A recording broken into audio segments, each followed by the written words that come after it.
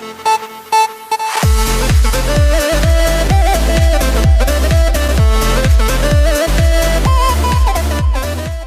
up guys, Record Tech here, and in today's video I'm going to be bringing you the review of the Microsoft Lumia 640 smartphone. And I'm not going to waste any time, so let's get straight into the review and I'll show you what this phone is made of.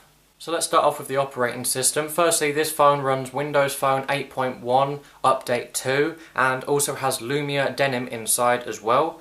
The phone itself is around 141mm in height, 72.2mm width and 8.8mm in thickness, which means the phone is not so bulky it's going to feel uncomfortable in your hand and when you're carrying it around with you.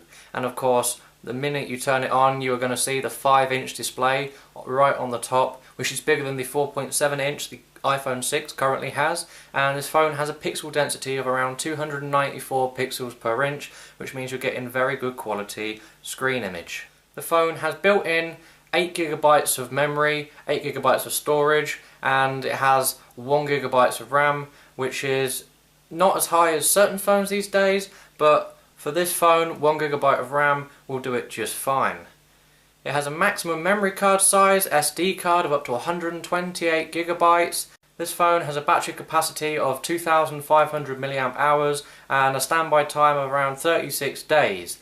If you're using this on 2G to call people and use data, this phone will last around 26.5 hours, or if you're going up to 3G, this also comes around 17.5 hours. This phone is also 4G, however I don't have the details for the 4G of how long it will last, but obviously it will be significantly lower than 17.5 hours. This has a Snapdragon processor in it, which means the phone is going to run pretty fast. It's not going to have any performance issues, and this has a micro SIM card port in it, so you can't have a nano SIM card or a standard SIM card. It has to be micro SIM. It has a 3.5mm audio jack right on the top of the device, and it has a micro USB port towards the bottom of the device. This also is USB 2. This does not support USB 3, so you're going to have to stick with the slower speeds, unfortunately. But this phone does also come with Bluetooth 4.0. The phone has two cameras on it. Firstly, the front camera, which is a 1 megapixel camera, so that's quite low, but that is only really designed for selfies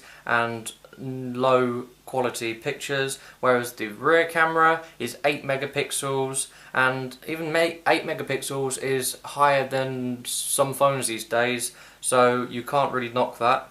The camera has a 4x digital zoom, which means you can zoom in pretty far on here and you can get high quality pictures even from that zoom. It has a front camera video resolution of 1280 by 720, which is 720p, which is still HD, so you can't really knock that.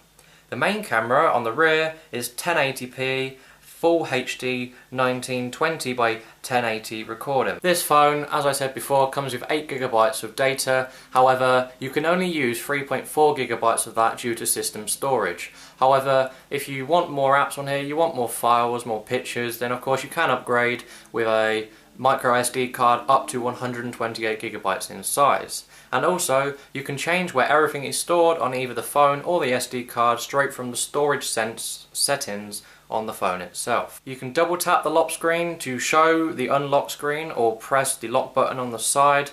When the phone is locked, a dimmed clock will show up until you unlock the phone, which is nice to have because then you can see what time it is without having to unlock the phone. You can swipe up from the bottom of the screen to hide and show the navigation bar, which is nice if you don't want that constantly showing all the time. You can slide down from the top to show the notifications menu, where you can manage the Wi-Fi, the Bluetooth, turn flight mode on and off, and of course you can go straight to the camera from there as well. Games play reasonably well on here, however the quality isn't the sort you would find on an iPhone, for example. Also, the touchscreen does work reasonably well with games, but lag can occur if a lot is happening on the device at the same time, but this is only because it has 1GB of RAM, whereas majority of phones these days have 2+. But apart from this, gaming is pretty fantastic considering this is a budget phone. The device itself is very quick at turning on and off, meaning that you can use your phone in a matter of seconds. Some other features about the phone: it's very lightweight, it doesn't feel too heavy in the hands, and it only weighs 145 grams. The back cover is made out of a cheap plastic and can easily come off. However, it doesn't really feel that tight around the device, which in my point of view is quite negative about this device. The USB port at the base of the phone doesn't look like it's made to fit perfectly with the back cover. However, once again, this is a budget phone, so small errors will be expected. Also, this isn't really a noticeable issue unless you're really looking at it. So just standard usage, plugging it in and out, you know, you're not going to notice the issue. But of course, I've looked very carefully at this device to do the review for you. Also, the back plate does leave fingerprint smudges. However, these can be wiped clean, so that's not too much of an issue. Also, if you have the black phone, which I currently am reviewing right now, then it's not going to be too big of an issue because they don't really show up on black. But anyway, that's it for this review. I hope you liked the review. This phone is a very quality phone considering it's really a budget phone. This starts off around £120 from Microsoft Direct or even other third-party retailers. And once again, thank you for Vodafone for sending me this phone. Check out the website in the description below or on screen now. Check out the website for full details on when you can purchase this phone and what contract you can get on this phone. But thank you very much for watching this review, guys. I hope you enjoyed it. Subscribe for more content. Comment below and leave a like if you like this video, and I'll see you again in the next one.